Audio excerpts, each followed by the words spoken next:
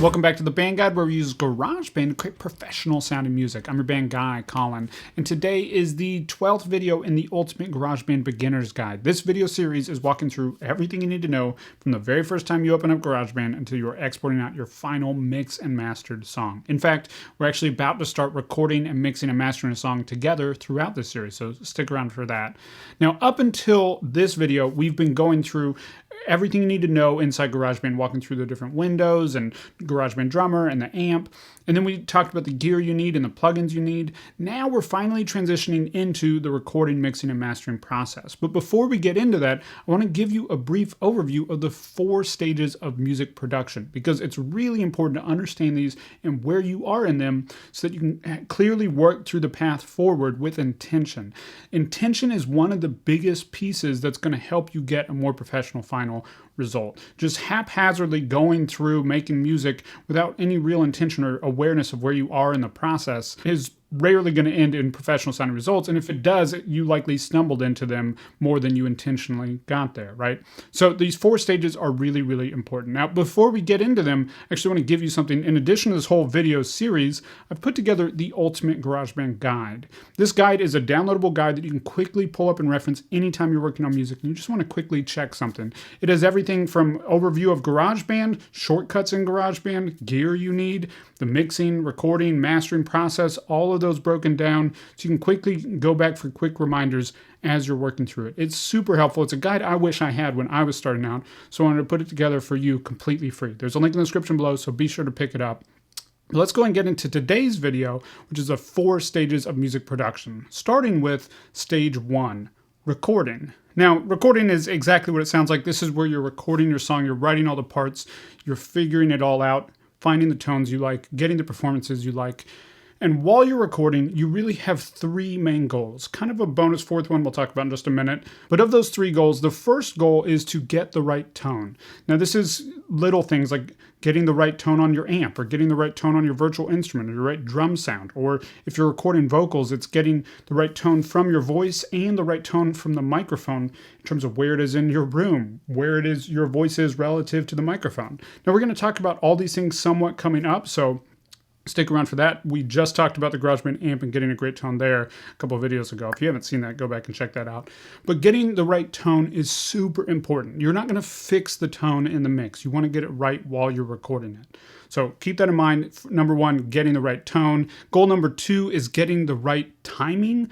This is really, really important. In fact, I would say that maybe the number 1 problem when people send me songs and are like, hey, I'm really struggling, I can't figure out why this doesn't sound more professional. It's not actually necessarily the recordings or the tones or the mix. It's actually just that their timing is too loose.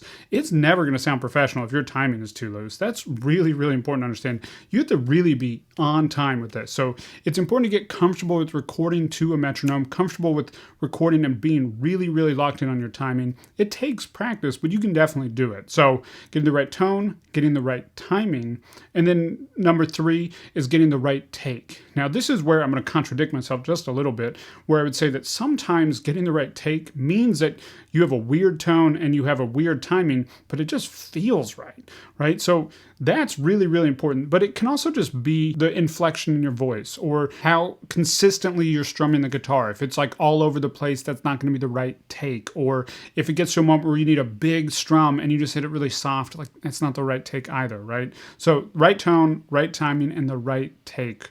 Really, really important. Now, the final bonus 4th one only has to do with your recording real analog audio out in the real world. So this has to do with the microphone, or if you have a guitar plugged in. It doesn't have to do with virtual instruments as much because those can always be edited later. But if you're recording anything with something in the real world, then you have to get the recording at the right volume. If you record too loud, you could have what's called digital clipping. And what happens here is there's only so much that the computer can take or understand in volume, and if you go past that, it just gets cut off. It just gets clearly cut off. And that one means that you're losing some of that sound. 2, it means that it's going to digitally distort, which has this like terrible clipping sound. It's like crackling. It's just gross. So you really, really need to protect from that. Now, we talked about a meter in just yesterday's video that can help you make sure that you're not recording too loud. And coming up in the series, I'll show you, demonstrate on camera how to make sure that you're not recording too loud. It's really, really important. So that is our fourth bonus one. So tone, time, take, and right recording volume. After you've finished recording, it is time for stage number 2, which is editing. Now, this is the only stage where I'll say these two can kind of run together. A lot of the times I will edit while I'm going through the recording process. So I'll record a guitar part and I'll quickly edit it. With editing, what you're really focusing on is just really, really micro adjustments to get it as in time and in tune as possible. Now, I like to record like I can't edit. I want my performance to be as good as I can possibly get it, but I have no problem with just little micro adjustments to make sure that everything's hitting right at the right moment. I also consider tuning to fall into this, so if you're recording vocals and you need to tune the vocals, I know this is controversial, but vocal tuning, if you just tighten it up a little bit, can make a huge difference. And I've done a whole video on natural sounding vocal tuning. I'll link to that above here. So check that out. We're not going to go in depth in that in this series, but vocal tuning falls into this as well. So as I said, editing and recording can kind of run together, but while I'm recording, I'm always trying to record like I can't edit. I'm trying to get the best possible performance. Sometimes I will save the editing for after I've done all the recording. This is important if I need to stay in that workflow and that like rhythm of recording.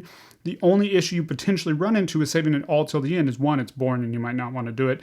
Two is that it could be too much of a pain, or you might not have access to the guitar you'd borrowed, or all the stuff you'd set up to record when you find out that you have an issue at the end. So sometimes I'll do it while I'm recording. That's probably my main goal, but if I can't, I'll do it at the very, very end after recording. So that's stage 2 editing. Now, while stage 1 and 2 kind of run together, or can, stage 3 does not. You should not move on to stage 3 until you've finished stages 1 and 2, and that's mixing. So mixing is where we're taking all of our tracks that we've recorded and making them fit together, feel balanced, feel whole, cohesive, clear, full, punchy, and we're highlighting the key elements. So we're making sure that you can always hear that vocal or always hear that guitar part that's important. So just think of mixing as balancing and highlighting the elements of your song. Now, this is a really, really important process, and it's definitely something you'll develop over time, but ultimately it's nothing to be intimidated by. There's really only 4 things you need when you're mixing. You got to get your volume right. You got to get your EQ right, which is balancing frequencies. Think bass, mid, and treble on like a car stereo. You got to get your compression right, which is the dynamics of the song. And then finally, some effects to make it feel like it's in a natural space, like reverb and delay. So just 4 components. And we'll go through those throughout this series. So stick with me. You'll get to see all of it in action. It doesn't have to be a super complicated process, but I have done a video that walks through it a little bit more fully. I'll link to that above here if you want to check that out. Now, one really, really, really important thing to realize about both recording and mixing is that these are not where you make your song loud, right? A lot of people get worried that their song isn't loud when they're mixing and recording. If it's not sounding loud while you're working on it, just turn up your interface that is powering your headphones or your speakers or whatever you're listening on. That is how you turn it up while you're recording and mixing. Mastering is where we're going to make it loud and take it out into the real world. So speaking of mastering, that's stage 4, mastering.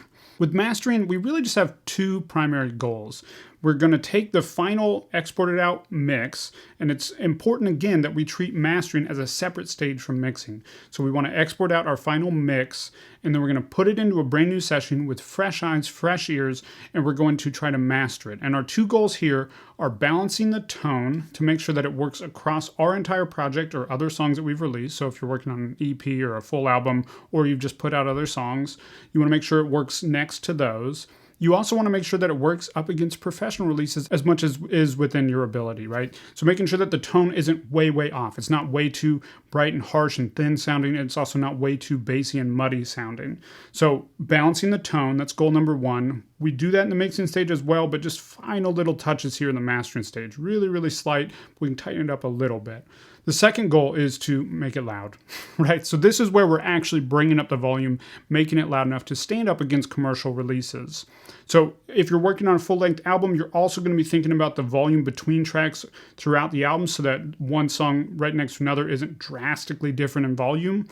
And then you're comparing it against commercial releases and trying to get it close. Now, I will say there is a range in volume of commercial releases. Over time, We've moved away from everything always being as loud as possible, which is good because that means that there's more dynamic range in your music. So just know that as you're going into it, you don't always have to go for the loudest thing possible. But when we get to the end of this course, I will show you how to make a louder master so that your song isn't super, super quiet.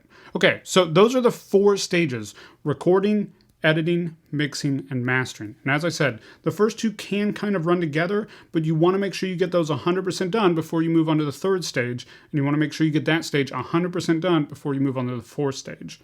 I'd also really, really like to highlight that you should always move through these stages like you don't have access, like you can't do the next one. So you should record and edit like you can't mix. You should record like you can't edit too, but then you should record and edit like you can't mix. You want to get it to sound as good as you possibly can in that stage.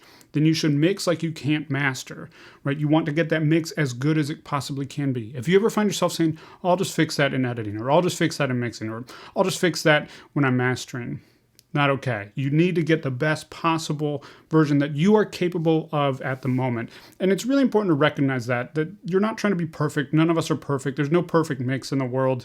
So don't put too much pressure on yourself with this. I'm not perfect. Our goal should only be to do the best that we possibly can at the time that we're doing it. And then focus on continuing to grow and get better every day, every mix, every song. Don't worry too much about ever being perfect, but just try to do the best that you know that you can in that moment.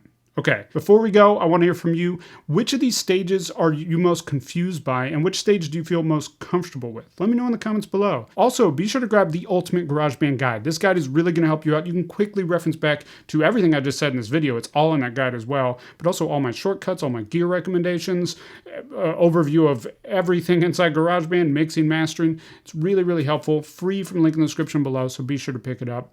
If this video is helpful, be sure to like, comment, subscribe, and I'll see you tomorrow with another video where we're going into a little trick that I use when I'm starting a recording session to get the best possible recordings. See you there. One thing